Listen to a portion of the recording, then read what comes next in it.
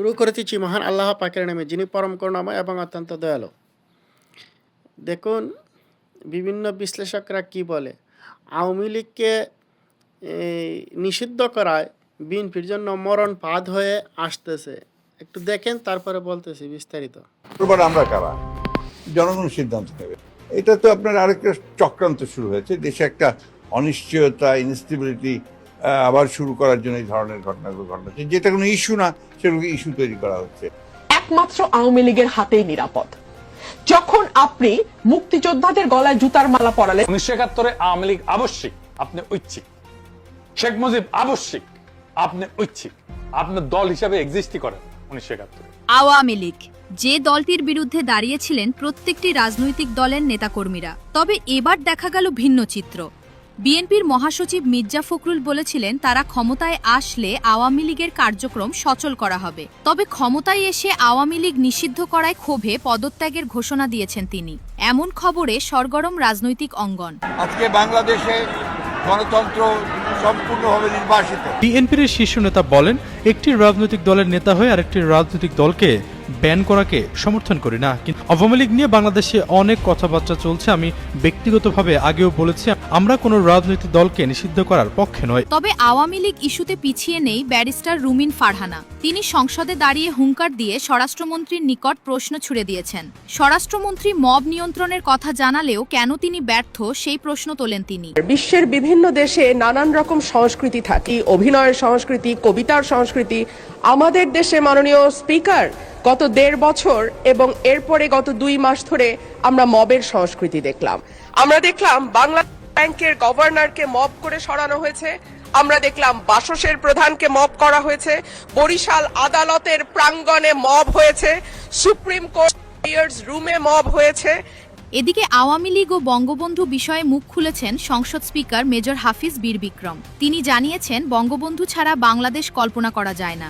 অনেক আওয়ামী লীগেরও আমাদেরকে ভোট দিয়ে বিজয়ী করেছে। বিএনপির নেতাকর্মীদেরকে অনুরোধ করব, তারা যেন আওয়ামী লীগ বা অন্য কোনো দলীয় কোন সমর্থকের সাথে যেন রূঢ় ব্যবহার না করে, তাকে কঠোর শাস্তির মুখোমুখি হতে হবে। শেখ মুজিবুর রহমান অত্যন্ত বড় মাপের একজন নেতা ছিলেন। ইতিহাসই তাকে যথার্থ মূল্যায়ন করবেন। স্বাধীনতা আন্দোলন তার নামেই শুরু হয়েছিল। মুক্তিযোদ্ধা মেজর জিয়াউর রহমান তার পক্ষ থেকে স্বাধীনতার ঘোষণা দিয়ে জনপ্রিয়তার তুঙ্গে উঠেন। তবে রাজনৈতিক বিশেষজ্ঞরা বলছেন, আওয়ামী লীগ নিষিদ্ধ করার সিদ্ধান্ত বিএনপির জন্য মরণ ফাঁদ হবে। তবে বিএনপি একটা বড় ক্রাইসিসের মধ্যে পড়ে গেল আওয়ামী লীগকে নিষিদ্ধের যে অধ্যাদেশটা, সেটা আইনে পরিণত করে। দেখেন, ক্ষমতায় যে চিরস্থায়ী না, সেটা তো শেখ হাসিনাই প্রমাণ করে দিয়েছেন। এছাড়া তাদের বিশ্লেষণে বলা হচ্ছে 1 বছরের মধ্যেই ফিরছে আওয়ামী লীগ। দেশের মানুষের 50 ভাগ হচ্ছে আওয়ামী লীগের সাপোর্টার, আওয়ামী লীগ এবং তার সহযোগী দলগুলোর। 24 পরবর্তী সময়ে এই সংখ্যাটা কি এতটা বলার কি সুযোগ আছে আপনার? আরো বেড়েছে মনে হয়। আরো বেড়েছে। বিএনপি যদিও বলে যে তারা মুক্তিযোদ্ধার দল এবং মুক্তিযুদ্ধকে সমর্থন করে, কিন্তু কার্যত তারা মুক্তিযোদ্ধা নয়, কার্যত তারা রাজাকারদের দোসর হয়ে কাজ করছে। কারণ তাদের সময় এলে মুক্তিযোদ্ধারা অপমানিত হয়, তাদের গলায় জুতার মালা দেওয়া হয়, তাদেরকে বিভিন্নভাবে হ্যারাসমেন্ট করা হয়।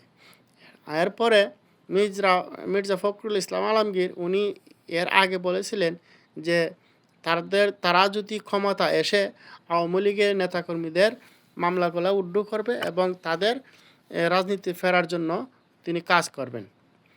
এই কথার ভিত্তিতে আওয়ামী লীগের ভোটারগণ তারা বিএনপিকে ভোট দিয়েছিল।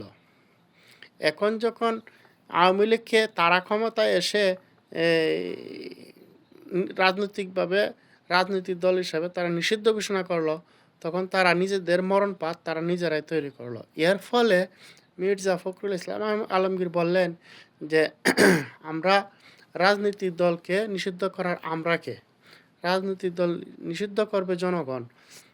এই কথার ভিত্তিতে তিনি বর্তমানে সালাউদ্দিন সাহেবের উপর, তারেক রহমানের উপর তিনি ক্ষুব্ধ হওয়ার ফলে তিনি দল থেকে অবসর নেওয়ার ঘোষণা দিয়েছেন। তিনি সুসময়ের দলের পাশে ছিল, বিএনপি দলের পাশে ছিল, এখন সুসময়ে এসে তিনি পদত্যাগ গ্রহণ করছেন।